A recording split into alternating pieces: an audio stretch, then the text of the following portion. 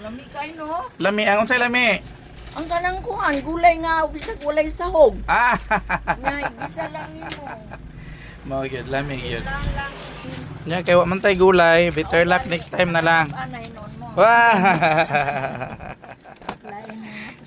Update ta guys. Good morning, good morning. Mag-share si Kuya AJ maskig pagaw. Paos si Kuya AJ guys kay nagbinuntag ko nagbinuntag ko putoy. May ubos si Kuya AJ and ito unahin ko arrange itong ating mga sitsirya kasi itong mga sitsirya namin last week pa namin ito napamili and nadagdagan na naman kasi namili na naman kami kahapon, so kailangan ko siyang i-arrange. Ito kasama pa ito last week, so kailangan na siya ma-arrange para maipasok na din yung mga bagong pinamili namin kasi makalat siya kung ipasok namin siya lahat dito, kasali yung mga bago naming pinamili. Nasa nasa sasakyan pa siya actually, hindi pa namin nailabas. So far ito pa lang yung nailabas at saka yung ibang bundle na natapos na rin ni Kuya AJ ituhog-tuhog dito sa ating mga mga plastic or mga tie wire para sa hangiran. So ito, nakatusok na ako ng mga apat na mga ganito ang natusok ni Kuya AJ. Kahit na hirap si Kuya AJ guys kasi panay ang ubo or hotoy. Yan, ito kasali ito sa ko kanina na tusok ko, pati ito. So 5 tusok na pala ang nagawa ni Kuya AJ guys. Kahit hirap kasi panay ang ubo. Magdamagan yung ubo ni Kuya AJ guys. Patulugin lang ako saglit tapos ubo na naman. Hindi siya makinig sa sa gamot na iniinom ni Kuya AJ. Comment down below na lang kung ano yung mga iniinom din ninyo pag kayo inuubo. Actually yung gamot na ininom ko is para yun sa allergy kasi Makati yung lalamunan ko, and kahagabi nag-start na ako mag-Solmux para malosen yung phlegm, baka may phlegma siya, malosen siya. So nag-try na akong Solmux since kagabi, pero nung first na symptoms pa lang yun, medyo Makati yung lalamunan, is uminom ako ng Coaliva. So nakaubo siguro ako ng mga 10 tableta ni Coaliva. So ito may iba tayo, tama na dyan sa sa ubo. Itong mga sari-sari assorted na mga sitsirya, tatapusin ko lang yan mamaya, and magluto muna ako ng namin ng almusal kasi hindi pa kami nag-almusal. Anyway, katatapos lang din namin magkape kasi late yung kape namin, and ang almusal namin is pang na siya, pananghalian may sitaw ako doon na igisa, yung walay subak-subak, yung natitisi ka to nag-intro ganina. Ganahan siya gulay na walay subak-subak, basta kay igisa lang siya, butang panakot, then tuyo and oyster sauce, okay na. Ganyan din ginagawa ni Kuya AJ pag walang karne, walang isda, so gulay lang lahat. Actually mabuhay na si Kuya AJ guys, kalabasa at lang alugbati, pati kalamunggay.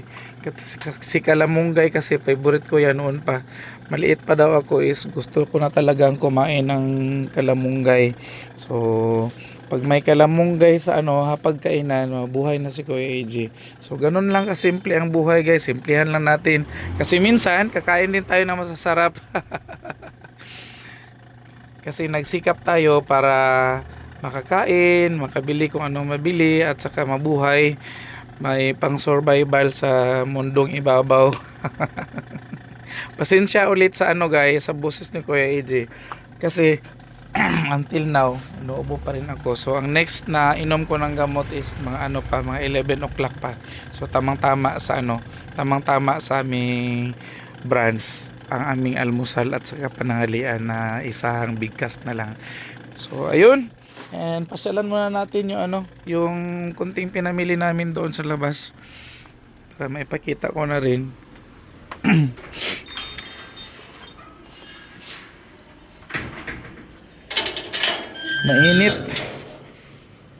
Mainit na. So ito yung Monday namin. Actually, busy ang ano man din namin dito guys. Pati sa tubigan, busy din. Ayan po, ang mga napamili namin kahapon sa Gaisano Mall. Ayan. Mga naka-plastic. Merong isa, dalawang naka-box.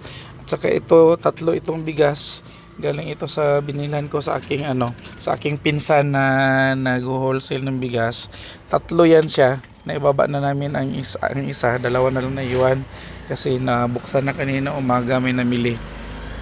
May namili na maagang-maaga. So buti na lang nakadaan kami sa kanila kasi kung hindi kami nakadaan, ayun. Wala sanang bigas na maibenta si Kuya AJ. So bago kami nag-grocery kahapon, inuna namin daanan yung bigas para at least hindi na namin makalimutan. So good thing na nakabili tayo, at least meron tayong mga ipambenta kinabukasan. Ating itlog, marami pa tayong itlog kasi nakaprepare ako ng itlog last Saturday. May ano pa tayo, 2, 4, 6, 7 tray ng itlog. Yes po.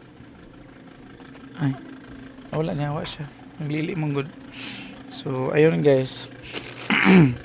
Sa mga sitsirya natin, kompleto yung mga sitsirya natin except na lang mga doon sa mga wala talagang stocks na mga sitsirya na hinahanap-hanap. Alam nyo ba guys na si customer minsan sa dami-dami ng sitsirya dyan nakabitay, yun pa talagang wala ang kanyang hanapin.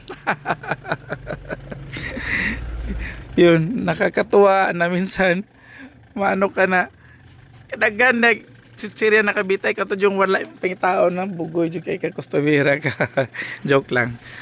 Natural tayo kay customer na maghanap siya ng wala kasi alangan hanapin niya yung mandyan na. So kung andyan na bibilhin niya, kung wala di hanapin niya. Ayan po, and that's all na lang muna for today mga ka-guys kasi kawawa na boses ni Kuya AJ. And bye bye muna for now. Salamat sa pagtangkilik sa mga vlog ni Kuya AJ. And paki-follow na rin sa aking Facebook page, ang ating AJ Kimpo Vlogs Facebook page, at saka of course ang ating YouTube channel, ang AJ Kimpo Vlogs. And bye bye muna for now. God bless us all guys.